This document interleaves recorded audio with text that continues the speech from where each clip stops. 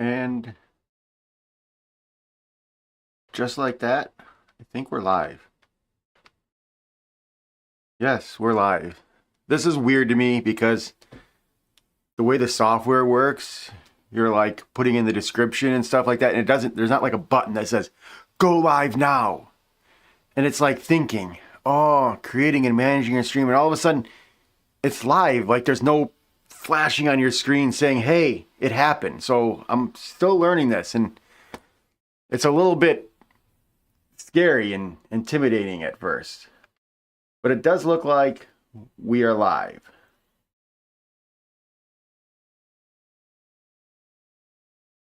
And it appears we're on a delay. I've never really paid attention to this.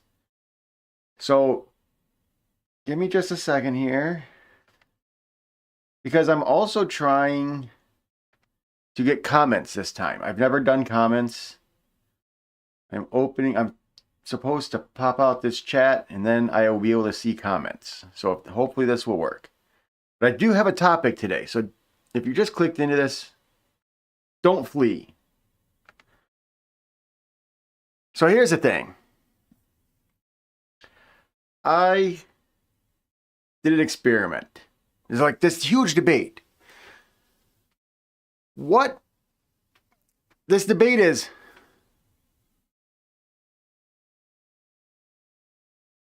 that's weird. I didn't think of that. My teleprompter, I'm using a teleprompter. It's displaying backwards. It's right on my computer. Okay, lesson learned. This is what happens when you're learning live. Okay, so I ran an experiment because there's this huge debate between do I script my videos, or do I just go out there and talk, or do I make bullet points? What's the best way to do it? And me, I'm a not prepared person. I just go out there and wing it. I've always done that.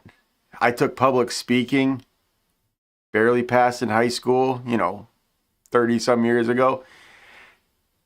And in public speaking, I just did wing it. I didn't prepare nothing. So I had this idea, and the idea was given to me because I saw a video from Ed Lawrence, and he talked about editing and how he had a script that he read, and it allowed editing to be easier because all the editor had to do was follow the script. They didn't have to ask, well, is this important or is this not important? And me being the nice guy I am, I have some editors I'm trying to train that I met in Guatemala. Their English, not so good. So I'm always been trying to figure out how to do this editing thing. And I'm like, hey, maybe that's an idea. Maybe I can send them a scripted video. They can follow along with the script, follow along with the video, and they know enough to be able to figure it out. I mean, I know I can hire a different editor, but I really want these kids to work. I mean, they're friends of mine. I want to help them. So I had this genius idea to do it that way. And I came up with an experiment. Sorry, I'm just checking how this actually works. I'm still learning as I go. Okay, so I created an experiment, and I had the idea. I am going to record a video, and I'm going to do it 3 times. First up, I'm going to get up there, and I'm just going to talk. Total freestyle.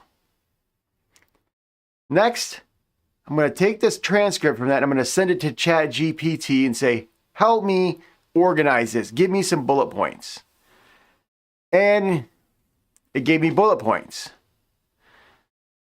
I refilmed the script from the bullet points. Bullet point, bullet point, bullet point. Done. Came out a little better. I took the transcript from that one. I sent it to ChatGPT again and said, help me create a real transcript. And so I did that. And I recorded the transcript word for word down the document. This is what I got. So now you can see all 3 videos. I did put them in the description. And I am going to create a full formal recap for these videos on what I learned. But I thought first, since I'm more of a freestyler, I'm going to come on here and just talk about everything that pops in my head. And hopefully I'll be able to take these ideas and create a script where I can create a better video. So what I learned, I thought scripting was just about the words that come out, like memorizing a speech, something like that. But I found that it did more than that. Now, yes, it clearly helped with organizing the message, and that's the first important part. When you're freestyling about a subject, you tend to ramble. You think and pause like this, and you're like, well, what comes next? And when you script it out, done. It's there, no pausing. The delivery is much, much better. But then it comes down to the actual delivery, telling your message. And when I went back and I reviewed the 3 videos, I noticed some things. First was just the confidence and naturalness. Like this, I like talk, and as you think it out, you're more dynamic. You use your hands, and you use your voice, and you speak it out. Whereas, as you moved up to bullet points and into scripting, when you're doing scripting, you're like trying to read the teleprompter. And so you lose some of that. And that goes to the next point, which is the eye contact. I watch my videos, my freestyle videos, and I was watching a few of them today, and I have terrible eye contact. I mean, I do here too, partly because I've never done a live and I have my laptop here that I keep looking at, and I know that. So I just, while we were talking, I moved it up so my laptop is now broadcast on my teleprompter, so hopefully it gets better. So when I'm freestyling, my eye contact is all over. When I'm using scripted, my eyes are like locked in on this script. And it's kind of creepy, like I'm staring. And that's probably not something you really want. So for eye contact, I found bullet point was definitely the place to be. The other thing is pausing and pacing. Yeah, when you're thinking like this, you pause. What's next? And when you are reading a full script, it's just point after point after point. You just drive it home. So now we get to the overall, and that is the end result video. So there's 2 parts here that are important. So I created my video, and when I freestyle, I paused a lot, like this, in the middle. And what you find is you have to edit this out. And you stop in the middle of a sentence. And you have to cut it. And you have to cut it. And it takes a long time. And it's very jumpy. The editing gets jumpy. Either you get jumpy or you have a lot of pauses. When you move to the bullet point, you're still searching a little bit. You got an idea what I want to say, but it's easier to come up with the next topic. But you still have this jumpiness on the next sentence. With scripted, this was a breeze. It's written. You just read it. And as I read it, if I stutter or stall on a sentence, I just back up and I read the sentence again. So all of my pauses, instead of falling in the middle of a sentence, they all fell at the end of a sentence. And this made the editing much cleaner. It made the chunks of speaking much bigger. And it just flowed. And that comes down to the end delivery. So when I did the freestyle, I talked. It took 2 minutes and 45 seconds to say what I thought I needed for the topic. When I did bullet points, it took me 1:45. And when it was scripted, the full delivered message was 1:30. Said the same thing. So the sentences flowed and the point was delivered quicker.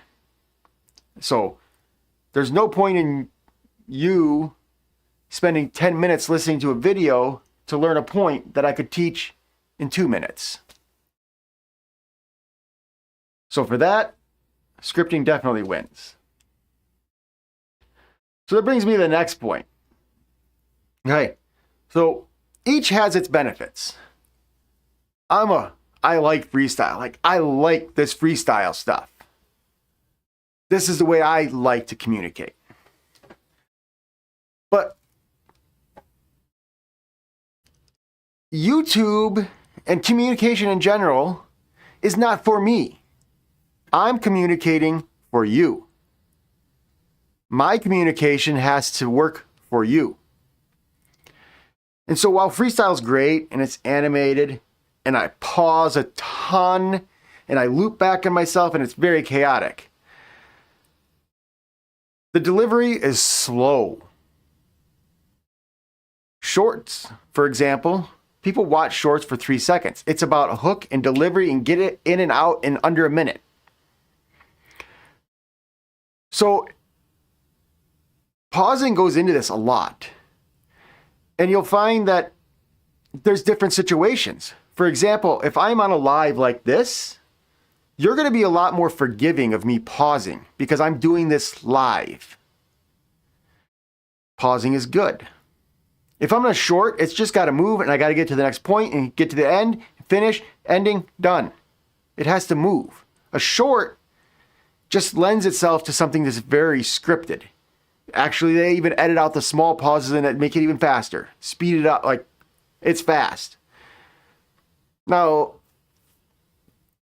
say you are talking to somebody, you're doing business or you're talking to a politician and you ask them a thoughtful question. You're like, what do you think about this? And bam, they just rattle it off like a script really, really fast. You'd be like, did you even really consider what I asked? You had no thought. You didn't care. You just rambled. So pausing can signify thoughtfulness. Like I'm really considering your point. Very good. Question and answers, lives, discussions. Very bad in shorts. So there's this whole spectrum of different things. And my thinking going forward, lives like this one, I actually have bullet points to try to just make sure I cover all the topics I want. When I'm creating a produced video, I may lean towards script. If I'm doing a short, I would definitely got to do script. I got to get it out. Bullet points, it's possible. Something like this, maybe some of the videos, and it's going to depend totally on the topic. There is no right answer. We think of, and I see so many people on opinion on this. Well, what do? Do you freestyle? Do you bullet point? Do you script? And they're like, I want to reframe that. And it's not about what I like. It's what the audience expects. How do I get my pacing, my thought organization, my pausing to line up with the expectations of my audience based on where I'm delivering the message? So now we got one more part here, and that's trainability. Because when we did this, I noticed, for example, live, I can do this. and I can be more energetic. And when I do the scripting, I'm staring, and it's creepy. But I think over time, the gap between freestyle and scripted will shrink because it's trainable. When I'm reading a script, I can learn to read this script and be more natural in doing it. I can pick up my hand gesture. I can make the scripted message flow better, more like the freestyle, while still being scripted. On the other hand, I know that my freestyle is very disorganized, very slow, and very filled with pauses. But over time, if I keep teaching the same subject matter over and over, it becomes worn in like a path. I learn the ideas of what I'm talking about, and I can deliver them better. Right now, it is slow. This is the first time I've talked about any of these subjects at any point in my life. It's going to be slow. But this will start speeding up and get closer to what a bullet point or scripted version may be. It won't be all the way there, but it will flow much better as you learn. And you can see this in the real world. For example, if you watch politicians, town hall meeting, when you watch when people ask the politicians different questions. They can ask them something they've never heard before, and they can be thoughtful, insightful. What do I think? They actually want to make it look like they're responding to the person.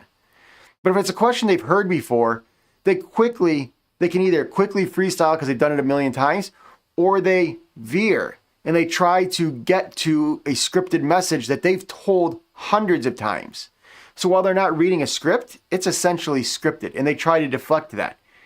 And you'll see this even some of the really big name. If you ask them a question that's uncomfortable, they will try so hard to veer to a statement that's prepared or that they know well that they'll just completely change the subject. And they don't even realize it. They just we're going right for the message that flows out.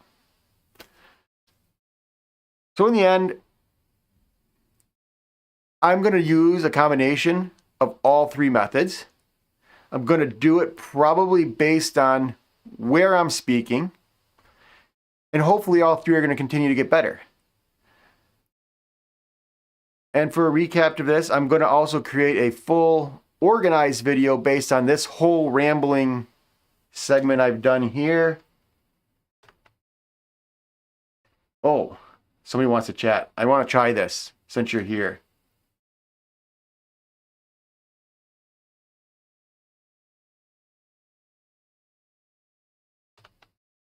All right. Wait, hold on. Okay, I'm not sure. I was supposed to be able to click this and have it show up, and I don't see it showing up, so I don't know yet. But, okay, so the question is, I need to work on thumbnails and video ideas. And you're right, but I'm just not there yet. So my idea is simple. I've had analysis paralysis for 15 years. I've figured out that, in my opinion, part of that's caused by trying to learn everything from lighting to thumbnails to ideas to scripting all at one time. And so I just decided I don't care about that because at this point, I'm not really grow my channel focused. I'm learning focused. And so every day I try to do one thing. So like today, it's simply, I'm trying to learn to use a teleprompter. And I'm trying to learn, I'm still working on my mic. I don't know if my mic's too loud. It keeps flashing at me that it's too loud. But that's it. Rather than coming here to do this live, rather than panicking about all the details I haven't studied yet, I just don't care. So yeah, I know that I don't have thumbnails really. My thumbnail ability right now is I take a screenshot from my video and I say, Chat GPT, you read my script, tell me 2 words to write on it, and I write those words on it. And that's all I do for thumbnails at this point. Eventually, I'll learn. Same thing with topics. Just right now, I'm just talking about what I'm learning today. That's it. So I have a lot of interests. I have a lot of business interests. I run a business, and maybe someday I'll end up talking about that. So anyway, but thanks for leaving a comment. I'm sorry I couldn't figure out how to get on the screen. I don't know. I thought I had it right, but